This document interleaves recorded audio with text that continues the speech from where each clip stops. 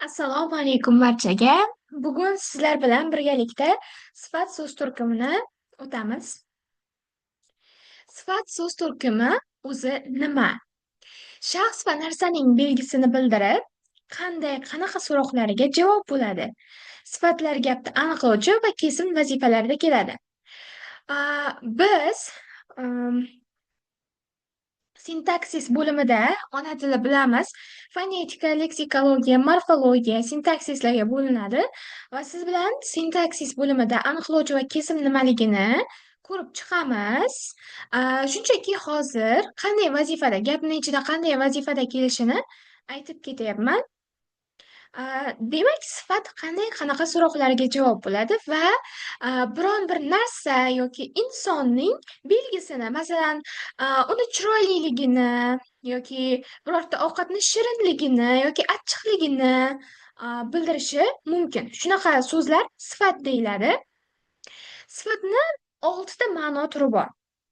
Birinchisi xususiyat. O'zi ma'no turi nima? Ma'no turi bu o'sha sifatni qanday ma'nolarni bildirishi. Birinchisi xususiyat sifatlari. Masalan, bu asosan xususiyat sifatlari insonga tegishli.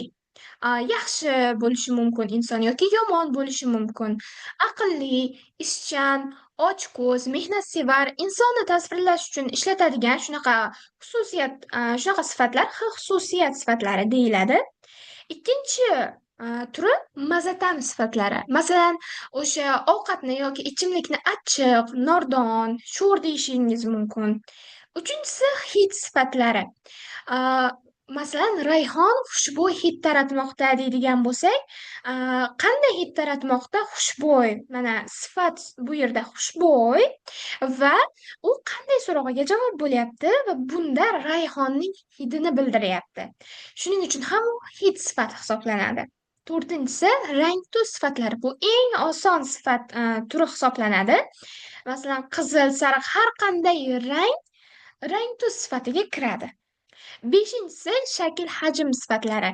Masalan, binoni katta deyishimiz mumkin yoki kichik deyishimiz mumkin. Masalan aytaylik, yukni og'ir deyishimiz mumkin yoki yengil. Ya'ni narsaning uzunligini, kattaligini, kichikligini, og'irligini, yengilligini aytmoqchi bo'lganimizda ishlatadigan sifatlarimiz shakl hajm sifatlari deyiladi. 6-chi sifatimiz, ma'no turimiz makon zamon sifatlari.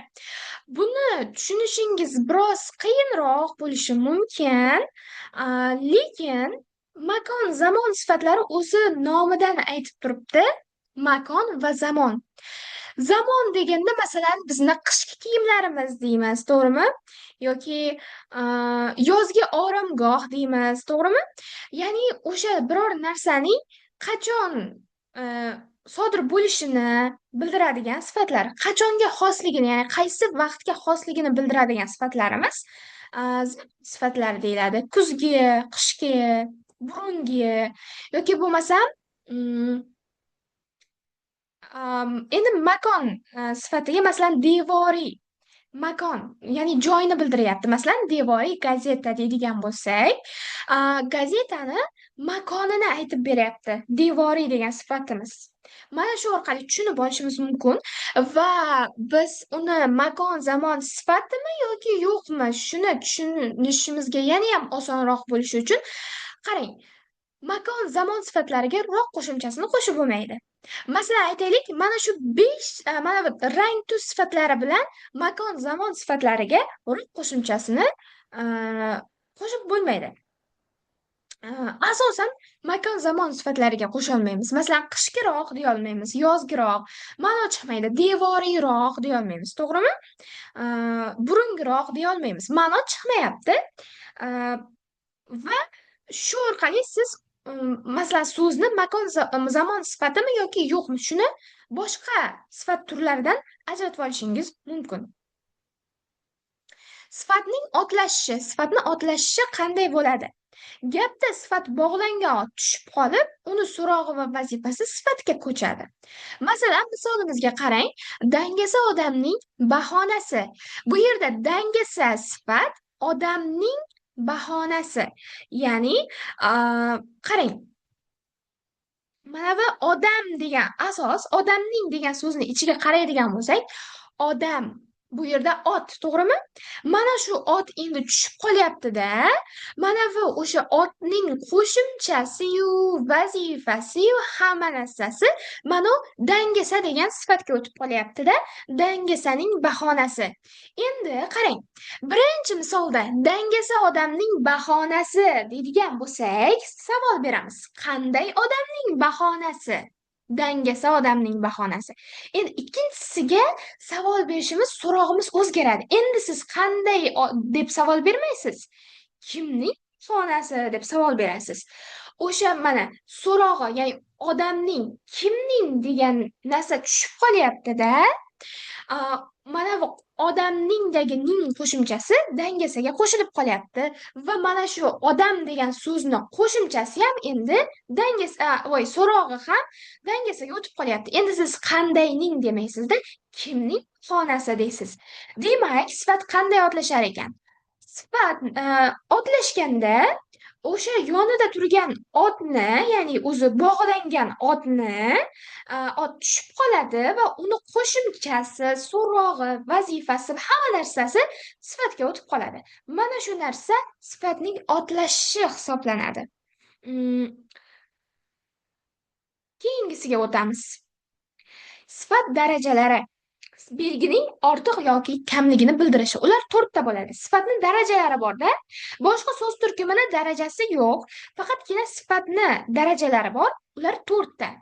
Birinchisi oddiy daraja. Oddiy darajada belgini me'yordaligini aytamiz va uni maxsus qo'shimchasi yo'q bo'ladi. Masalan, aytaylik, aqlli, bilimdon.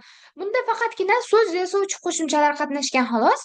Daraja qo'shimchasi umuman qatnashmagan. Ya'ni umuman daraja qo'shimchasi qatnashmagan so'z sifat oddiy darajada bo'ladi. Keyingisi qiyosiy daraja. Belgining ozroq yoki me'yordan ko'pligini qiyoslab bildiruvchi shakl. Uni qo'shimchasi roq hisoblanadi. Masalan, aytaylik, chiroyliroq, aqlliroq yoki bo'lmasam balandroq deyishimiz mumkin, to'g'rimi? Xushbo'yroq. Bu ya'ni bir narsani ikkinchi narsaga qiyoslayapti. Aytaylik, mana bu gulning hidi, masalan, atirgulning hidi lolanikidan xushbo'yroq.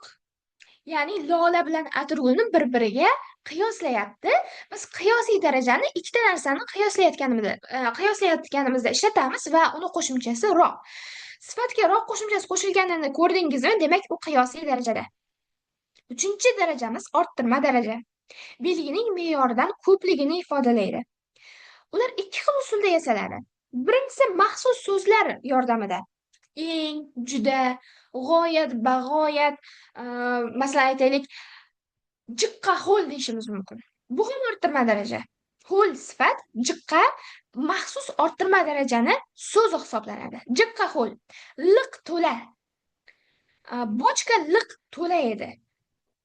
Bu ham liq ham bu yerda orttirma darajani maxsus so'zi, liq to'la degan sifatimiz orttirma darajada. Bino bag'oyat yoki nihoyatda baland edi deydigan bo'lsak, nihoyatda bag'oyat balanddan orttirma daraja hisoblanadi. Ikkinchi yasalish usuli sifatning birinchi bo'g'inini tovush o'zgartirib takrorlash orqali. Masalan, qizil deydigan so'zni birinchi bo'g'ini, masalan, qizil 2 bo'g'indan iborat. Qizil. Qiyni endi birinchi bo'g'inni shunda olamizda, uni tovushini o'zgartiramiz. Masalan, tovush qo'shishimiz mumkin, tovush almashtirishimiz mumkin, tovush tushirishimiz mumkin. Fonetikani agar yangi boshlagan bo'lsangiz, birinchi darsimizga borsangiz, fonetika darsini o'tganman. Unda tovush o'zgarishlari mavzusi bor. O'sha videodan ko'rib o'rganib olishingiz mumkin. Tovush o'zgarishlarini. O'sha birinchi bo'g'inni olamiz va tovushini o'zgartirib, orttirma daraja yasaymiz. Qip-qizil, sap-sariq, chip-chiroyli, qop-qora deyishimiz mumkin. Bular orttirma daraja hisoblanadi va o'sha 2 xil yasalish usuli esingizda qolsin. Keyingisi ozaytirma daraja. Ozaytirma daraja belgining me'yoridan ozligini bildiradi va ular ham ikki xil usulda yasaladi. Birinchi usuli maxsus so'zlar yordamida sal, picha, biroz, hiyla, nim, ochmasdan aytaylik, ko'ylagi nim pushti edi. Pushti emas, nim pushti, och pushti. Ozaytiryaptimi? Pum pushti emas, och pushti. Ozaytiryapti. Ikkinchi usulimiz sh, ish, mitir yoki imtir qo'shimchalari orqali yasaymiz. Masalan, ko'kimtir, ko'k emas, ko'k emas, ko'kimtir, ko'kka tortgan, lekin ko'k emas, ozaytiryapti. Yoki bo'lmasam, sarg'ish, sarg'ish, sarg'i emas, sariqqa tortgan, shunaqa qo'shimchalar bilan ozaytirma darajani yasashimiz mumkin ekan.